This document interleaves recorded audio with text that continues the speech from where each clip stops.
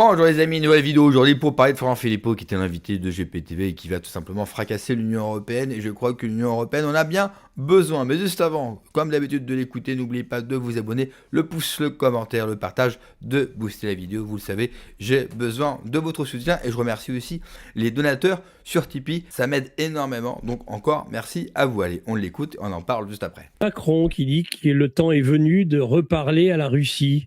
Comment, c'est du vent, c'est du blabla, c'est les paroles en l'air, comme souvent avec Macron?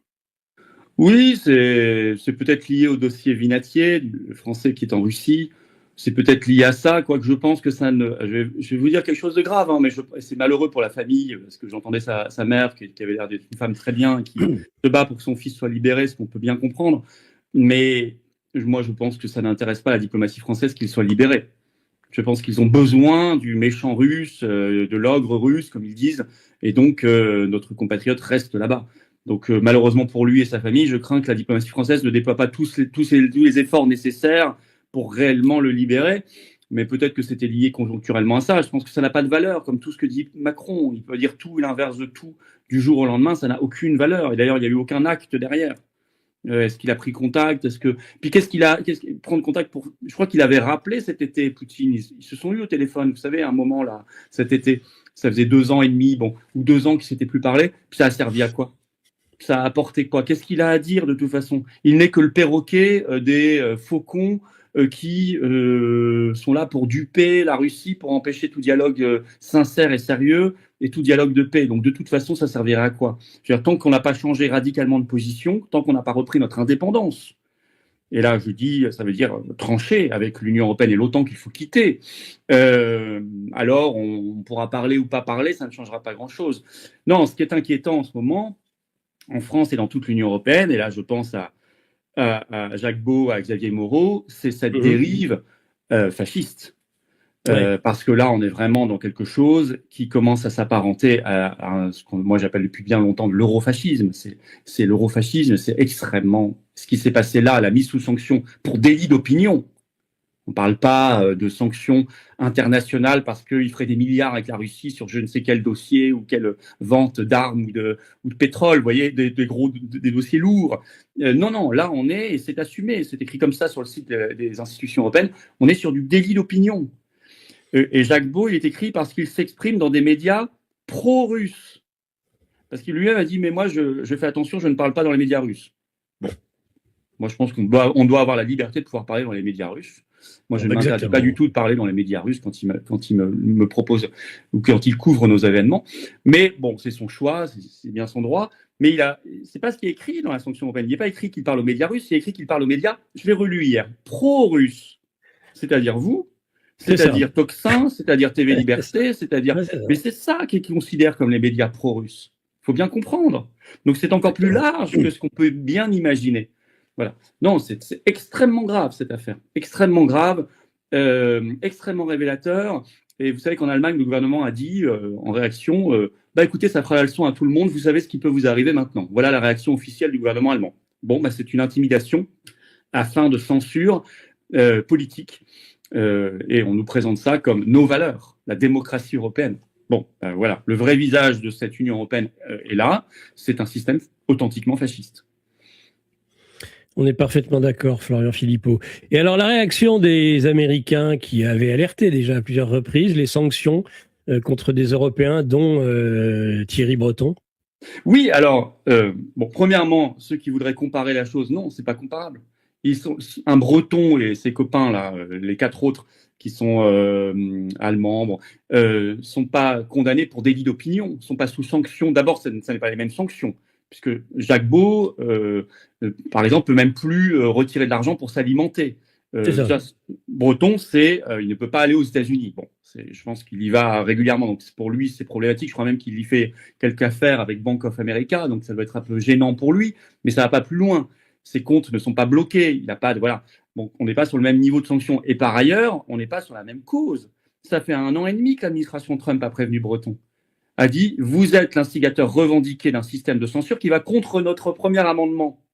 Vous avez menacé par une lettre publique le président Trump et le président de Twitter, enfin le propriétaire de X, Musk, parce qu'ils réalisaient une interview quelques semaines avant l'élection présidentielle américaine sur le réseau X. Vous les avez menacés au nom du DSA.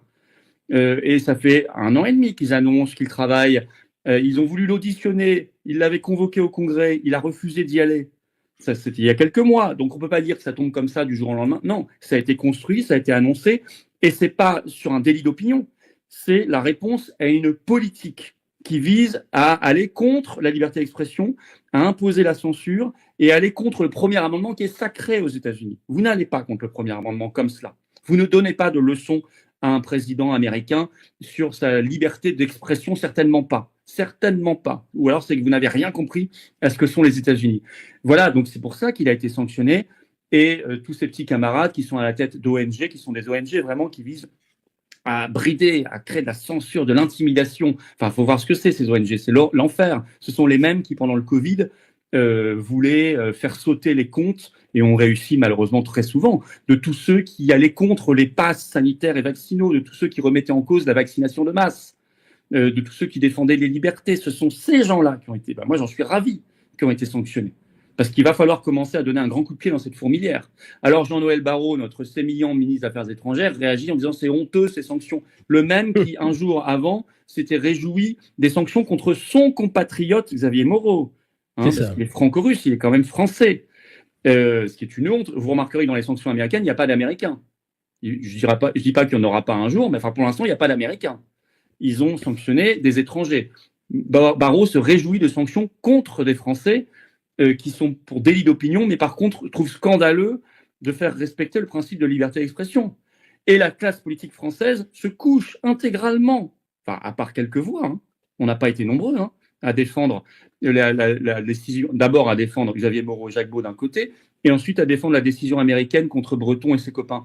Qui dans la vie politique française, à part les souverainistes, il faut le dire, mais qui dans la vie parlementaire de LFI au RN, ils se sont tous couchés, plus tous les médias. Ça en dit long pour moi. Ça veut dire qu'ils sont tous ces gens-là sont complètement soumis au système eurofasciste qui veut nous censurer. La meilleure preuve d'ailleurs, c'est qu'au cœur de cette affaire, il y a le règlement DSA, le règlement sur les services numériques, dont je rappelle, il faut toujours le rappeler, qu'il n'y a pas un seul eurodéputé français qui a voté contre. D'aucun parti. Donc ils sont tous co-responsables. Ils mériteraient tous d'ailleurs leur sanction. Ils mériteraient tous d'être sous sanction si on est un peu taquin. Parce qu'ils sont tous co-responsables de ce texte qui est un texte qui est la matrice de la censure aujourd'hui. Florian Philippot a totalement raison, non seulement d'apporter son soutien à Jacques Beau et à Xavier Moreau, mais de nous alerter sur, bien sûr, la censure qui arrive et qui est déjà là au sein de l'Union européenne. Il commence avec des personnalités sur Internet et ensuite, ça sera qui ? On a déjà eu des procès par rapport à des gens qui ont fait des retweets sur Brigitte Macron, qui n'étaient même pas à caractère sexuel ou anti-trans. On a notre président qui veut absolument censurer les réseaux sociaux. L'Union européenne est devenue le fascisme 2.0, le fascisme du 21e siècle, et on est en plein dedans. C'est marrant pour des gens qui nous disent que nous leur rappelons les heures les plus sombres de notre histoire. Eh bien finalement, c'est eux qui vont les réhabiliter, qui vont nous les faire vivre. Et le pire, c'est qu'une grande partie de la population croit vraiment être du bon côté du manche. Mais alors, qu'est-ce qu'ils vont prendre ? Parce qu'ils ne vont pas s'arrêter là. Bien sûr qu'ils vont commencer par s'attaquer à des gens comme nous en premier. Mais ils iront ensuite censurer tout propos de la part du reste de la population. Avec en plus l'euro numérique, l'identité numérique, ils n'auront plus qu'à appuyer sur un petit bouton pour faire de vous rien du tout. Et pour vous matérialiser. Et le pire dans cela, c'est que les gens, ils vont applaudir. Ils vont tendre eux-mêmes les bras pour qu'on leur mette les menottes. C'est ça la réalité des peuples qui vivent au sein de l'Union européenne. Pendant qu'on va regarder le monde et les 3 empires se disputer le monde. Et nous, en France, on est toujours en train de parler, de faire des grands raisonnements. Quand est-ce qu'on se bouge ? Quand est-ce qu'on se réveille ? Parce qu'un jour, le jour où collectivement, en tout cas le plus grand nombre, vont se réveiller. Il sera peut-être trop tard. On n'aura peut-être plus les moyens de nous battre. Pire, ça ne servira peut-être à rien de nous battre parce qu'on aura tellement perdu qu'il n'y aura aucune possibilité de remonter le pays. On va se faire massacrer par l'Union européenne. On va se faire massacrer par les 3 gros empires au sein de ce monde. C'est vrai que dit comme ça, l'avenir n'est pas rose. Mais il faut le dire en fait. Il faut le dire dans un discours de vérité. Il ne faut pas mentir. Et il faut surtout alerter, relayer, en parler et se préparer. Et se préparer d'un point de vue individuel par rapport à tout ce qui va nous arriver. Surtout si les élections de mi-mandat de Trump se passent bien. Si Trump gagne les élections de mi-mandat, je ne vois pas comment J.D. Vance pourrait prendre la suite et être président à son tour. Ce qui voudrait dire que nos élites européennes décadentes vont comprendre que la partie est morte pour eux. Et qu'il ne leur reste que l'Union européenne. Donc ils vont s'abattre avec férocité, avec colère sur nous. Et c'est nous, peuple qui vivons au sein de l'Union européenne, qui allons en prendre plein la gueule. Et les Français plus particulièrement. Alors certains vont me dire, oui, mais ça fait 60 ans qu'on en prend plein la gueule. C'est vrai. Mais ça ne veut pas dire que tu en prends plein la gueule depuis 60 ans que ça ne peut pas être pire demain. Et je pense que ça va être bien pire demain. Vous rajoutez à ça, bien sûr, les fractures sociales, économiques, identitaires. Ça va être une catastrophe. Vous ramenez à ça l'émigration massive qui est en train de grand remplacer notre peuple. Ça va être un massacre. C'est pour ça que je dis souvent que bloquer des ronds-points ou des autoroutes, ça ne sert à rien. Je crois qu'il va vite falloir passer à une vitesse supérieure. Sinon, on va être dans une sacrée merde. Merci d'avoir regardé la vidéo les amis. N'oubliez pas de vous abonner. Le pouce, le commentaire, le partage, le boost de la vidéo. Prenez soin de vous. Que Dieu vous protège. Allez, ciao.